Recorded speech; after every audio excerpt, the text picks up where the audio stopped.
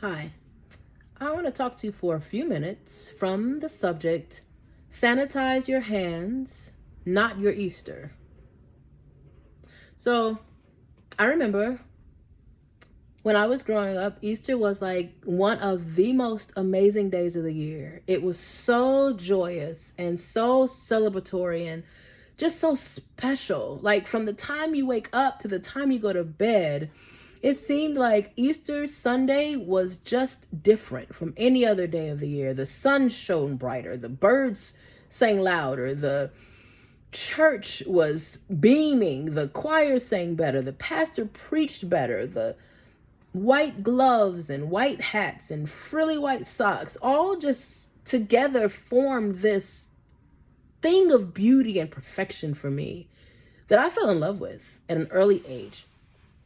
I remember Easter baskets and peeps and Easter egg hunts, like all of that was so amazing and so beautiful and so joyous. I loved it. I loved all of that so much as a kid. And I remember it all kind of changed when I turned 10.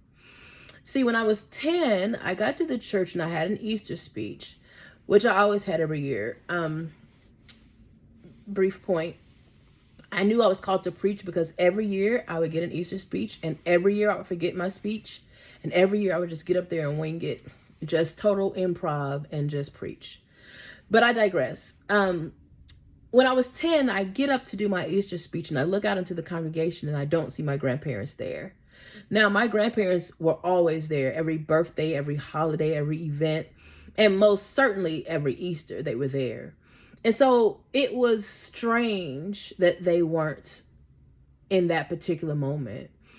This was before cell phones and text messages, so we just kind of had to sit with the wonder and the worry until we heard something. Well, sure enough, about 2 hours later, we did get a phone call to the church that my grandparents had been in a horrible car accident. My grandmother was hurt, but thankfully they both survived. And my grandmother went on to recover, and they went on to live more years, more good years with us. However, for me, it did something. The fact that something tragic happened on Easter did something to me. It ruined it. It ruined Easter. Prior to that day, prior to that event, Easter had been a thing of perfection and a thing of beauty for me. And the fact that something bad could happen on Easter somehow took away from the whole thing.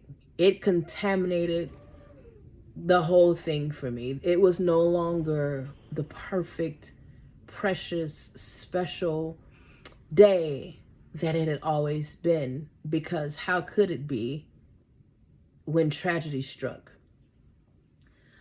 It's interesting because it was many years later that I began to realize and process how that Easter that I had when I was 10 probably more closely resembled the actual first Easter than any of those other ones ever could.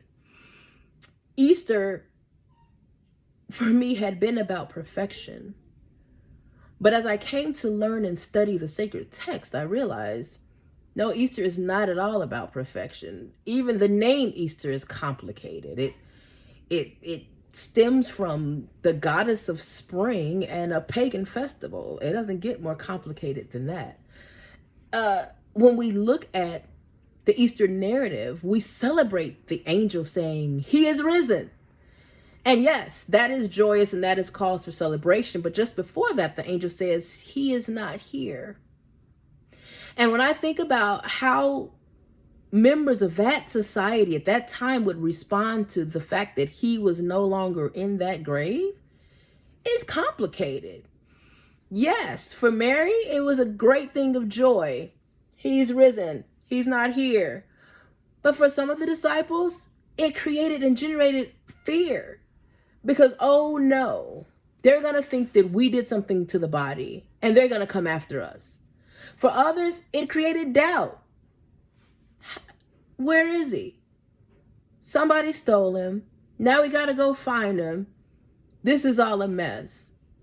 And when I think about the government who crucified Jesus in an attempt to kill a movement that was growing, that was dangerous in their eyes, the fact that Jesus' body was not in that tomb meant civil unrest. It meant chaos in the streets. It meant upheaval for the world as they knew it. Easter wasn't about perfection. That first Easter was very much a mess, but a beautiful mess nonetheless. And it's interesting because as I sit here in 2020 reflecting on our Easter, I look at how imperfect it is. I look at how unlike any Easter ever this one is. We can't even go into our church buildings. So there are no white frilly socks. There are no peeps. There are no choirs processing. And for many of us, that's sad. It's cause to grieve. This Easter is far from perfection. And it's okay to say that. It's okay to acknowledge that, because Easter isn't about perfection.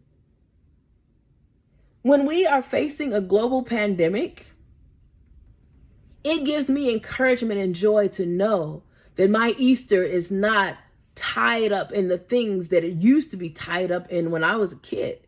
If my Easter was about frilly socks, all would be lost. If resurrection was about perfection, all would be lost.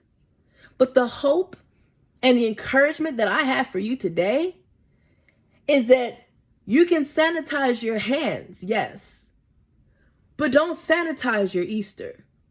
Easter doesn't have to be perfect to be Easter. The resurrection, as a matter of fact, is about how God has the ability to overcome in the midst of struggle, in the midst of upheaval, in the midst of chaos and tragedy and fear and doubt. The entire point of the resurrection is that God has power over death, over sickness, over disease, over everything. The power of the resurrection is that we don't have to deal with perfection, thank God, but that we serve a God who has power in the midst of it. That God so desires to be with us. That God has made a way for us to have power over anything that would separate us from God. There is nothing that can separate us from God. We don't have to live in perfection in order to experience the joy of the resurrection. We don't have to live in perfection in order to experience Easter. As a matter of fact, Easter is about God's profound ability to create change in the midst of imperfection. That God can take all of the imperfection that we bring with us and turn it into something amazing. Turn it into something glorious. You never get to experience resurrection when you can't acknowledge your need for change. You'll never get to experience the power of the resurrection until you can be honest and say, this is messed up. I don't like this. I don't like how this looks. Until you can acknowledge and see death, you will never appreciate the life that God can give.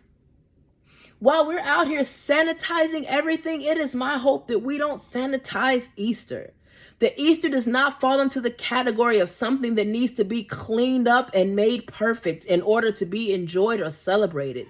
No, I celebrate because God can handle me. I celebrate because God can handle everything that comes with me. And God can handle everything that comes with you.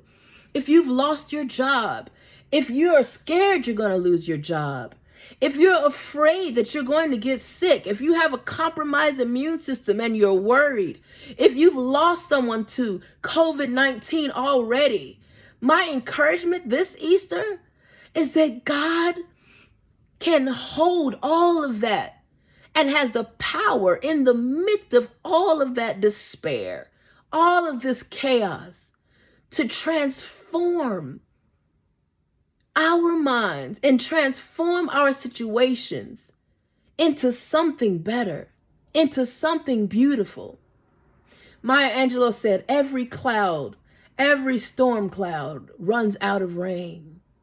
And for me, resurrection is about acknowledging the fact that no matter how bad things get, they always come to an end. That there is nothing on this earth that can separate us from the love of God. No disease, no job, no stimulus check, no lack thereof, no toilet paper issue. Nothing can separate us from the love of God, because the resurrection is not about perfection. It's not about this perfectly sanitized, sanitary story where everything happened perfectly and we don't have to acknowledge anything but joy. No. Sanitize your hands, but not your Easter, because we serve a God who can handle all of this. And for me, that's the beauty of Easter.